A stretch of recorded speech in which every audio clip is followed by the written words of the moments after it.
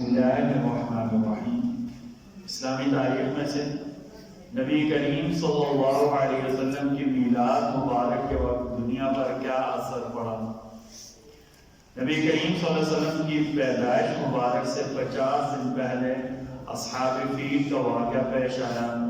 یمن کا بادشاہ ابرہہ حاجیوں کے بڑے لشکر کو لے کر بیت اللہ شریف کو گرانے کے لیے مکہ آیا، مگر اللہ نے اس پورے لشکر کو تباہ کر کے بیت اللہ کی خود حفاظت فرمائی۔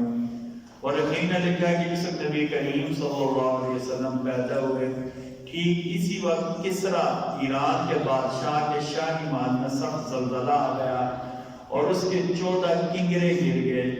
اسی طرح فارس کے آتشکدے کی آگ جو 1000 سال سے مسلسل جا رہی تھی ایک دم سے بجھ گئی۔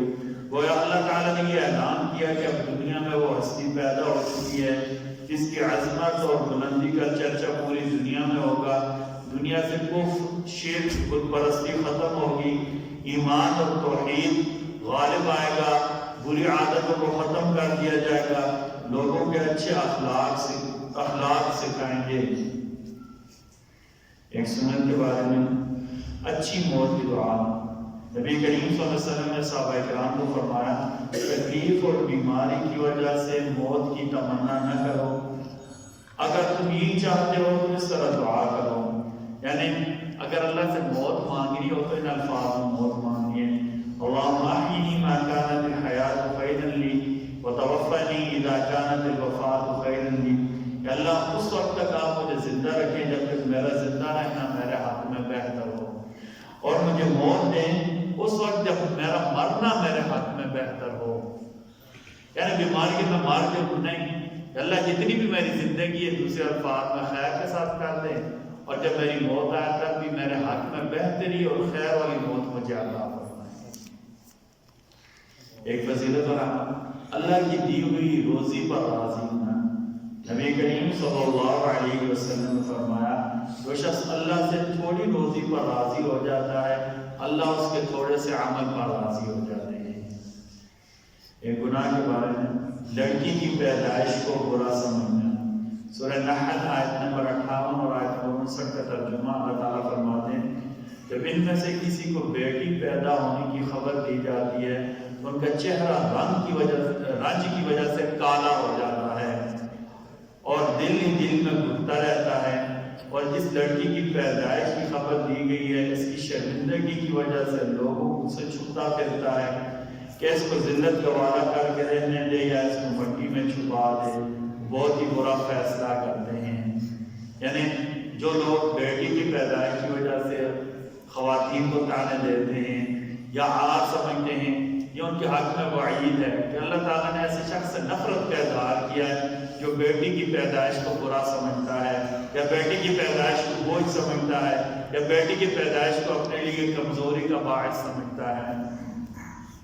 طب نبوی سے بہترین غذا کیا ہے؟ نبی کریم صلی اللہ علیہ وسلم نے فرمایا، بہترین غذا موسم کا پہلا پھل ہے، یعنی بروقت جو موسم کے پھل ہوتے ہیں وہ کھانا غذائیت بھی ہے اور اللہ نے اس میں شفا بھی ہے۔ نبی کریم صلی اللہ علیہ وسلم کی نصیحت، ایک آدمی کہ یا رسول اللہ آپ مجھے نصیحت فرمائیں۔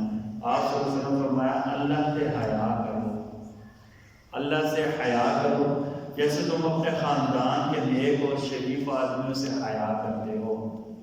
یعنی کم از کم اللہ ہے تو بڑے حکیم اور خبیر علیم ہے، اتنی بڑی ذات ہے کہ ہمارے دل میں اتنی حیا جتنی ہم لوگوں سے حیا کرتے ہیں، یار یہ بات غلط کام کروں گا لوگ کیا کہیں گے، اس سے میں دل میں یہ حیا کہ میں گناہ کروں گا اللہ کیا کہیں گے، میں نماز چھوڑوں گا اللہ کو کیسا لگے گا، میں برائی کروں گا تو اللہ کو کیسا لگے گا، مجھ سے غلطی اور گناہ سرزد ہوگا تو اللہ کو کیسا لگے گا۔ ایسے گناہ سے بچنے کا آسان طریقہ کیا ہے کہ اللہ کے بارے میں حیا کی جائے، اللہ سے حیا شرم کی جائے۔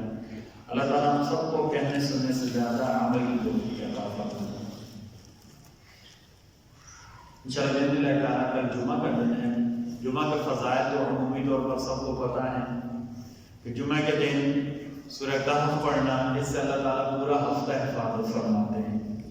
درود شریف کی کثرت کرنا، اللہ سے بہت زیادہ دعا مانگنا، دعا مانگنی ہی اللہ سے چاہیے، دعا مانگنی ہی اللہ سے چاہیے، ٹھیک ہے، مدد مانگنی ہی اللہ سے چاہیے، ٹھیک ہے، اور درود شریف کی کثرت کرنا، اسی طرح جمعہ کے دن غسل کرنا، جو میسر ہو صاف کپڑے پہننا، خوشبو میسر ہو خوشبو لگانا، جمعہ کی نماز سے پہلے جلدی مسجد آنا، کوشش کرنا جمعہ کے دن ہمارا زیادہ وقت مسجد میں گزرے، کیونکہ ایک وقت ایک گھڑی ایسی آتی ہے جس میں اللہ تعالیٰ دعا قبول کرتے ہیں۔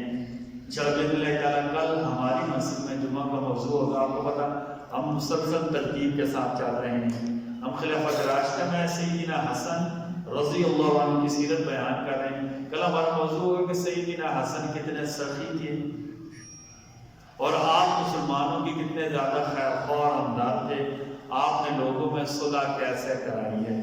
انشاءاللہ بإذن اللہ تعالیٰ کل کے جمعہ میں ہماری یہ موضوع ہوگا، اور یہ ہم ساری سیرت تطبیقاً بیان کرتے ہیں، اس لیے بیان کرتے ہیں کہ صحابہ کرام کی عظمت ہمارے دل میں آئے۔ جب ہم صحابہ کہتے ہیں سے سارے مراد ہوتے ہیں، کیونکہ جب تک کوئی صحابی نہیں نہ ہوگا اس کا ذاتی رشتہ بھی میرے نبی صلی اللہ علیہ وسلم سے فائدہ نہیں دے گا۔ ابو جہل صحابی نہیں تھا، میرے نبی کا قریبی رشتہ دار تھا۔ سیدنا علی کے والد ابو طالب ایمان نہیں لائے، لیکن ایمان نہیں لائے، صحابی نہیں بنے، تو رشتہ داری بھی فائدہ نہیں دیا۔ تو اہل بیت، جب ہم صحابہ کہتے ہیں اس میں اہل بیت اور سارے کے سارے آ جاتے ہیں۔ ایک تو صحابہ کرام کی عظمت اور محبت ہمارے دل میں پیدا ہو، اور دوسرا جو ہمارے ہاں حفظ پھیل رہا ہے، سبائیت پھیل رہی ہمارے معاشرے میں، اس کا سدباب ہو۔ تیسرا ہم یہ لوگوں کو بتائیں کہ جو لوگ حضرت حسین یا حضرت حسن کے نام پہ صرف نعت مارتے ہیں، اصل میں وہ امت کو صرف انتشار کا باعث بنانا چاہتے ہیں۔ حضرات حسنین کریمین کی محبت ہم سب کے دلوں میں ہے، اور کیسے انہوں نے امت کو متحد کیا، کیسے انہوں نے لوگوں کو ایسے اعمال بتائے جس سے ہم اللہ اور اس کے رسول کی نظر میں بڑے ہو جائیں۔ یہ ہمارا مقصد ہے۔ انشاءاللہ آپ سے بھی گزارش ہے کہ آپ جلدی مسجد آیا کریں، اپنی اولادوں کو بھی لے کر آیا کریں، جلدی مسجد میں سورہ کہف پڑھنے کی عادت ڈالیں، درود شریف پڑھنے کی عادت ڈالیں۔ اسی طرح اپنے گھر میں بھی یہ بات چلائیں، گھر میں جمعہ کے دن اہتمام کے ساتھ، مثلا بچے اسکول جاتے ہیں اس وقت، یا بچے اسکول سے آ جائیں تو بچوں کو تیاری کرا کر جو کیا کہتے ہیں مسجد میں لانے کے قابل انہیں مسجد میں لے کر آ جائیں، ٹھیک ہے۔ اور ایک اور بات آپ کی خدمت میں گزارش ہے، جو بچہ مسجد میں لانے کے قابل ہونا، اگر انہیں لائیں تو انہیں اپنے ساتھ کھڑا کر لیں، یہ بھی اچھی بات ہے۔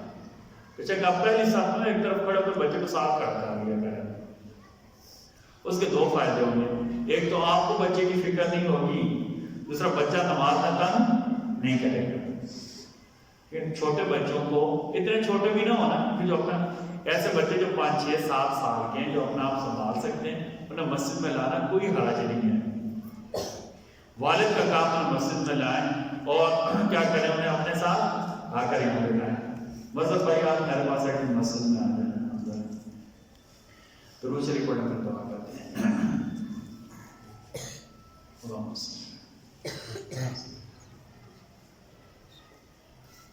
بسم اللہ الرحمن الرحیم، بسم اللہ والصلاة والسلام علی رسول اللہ، بسم اللہ وعلی ملت رسول اللہ۔ کہ ہمارا رب کی ہمارا کہنا، ہمارا سننا آپ اپنے آپ قبول فرما رہے ہیں۔ اللہ کی صحابہ کی عظمت آپ دلوں میں ہمارے اتار دیں، اللہ کی ہمارا ایک گناہ معاف فرما دیں، برحمتک یا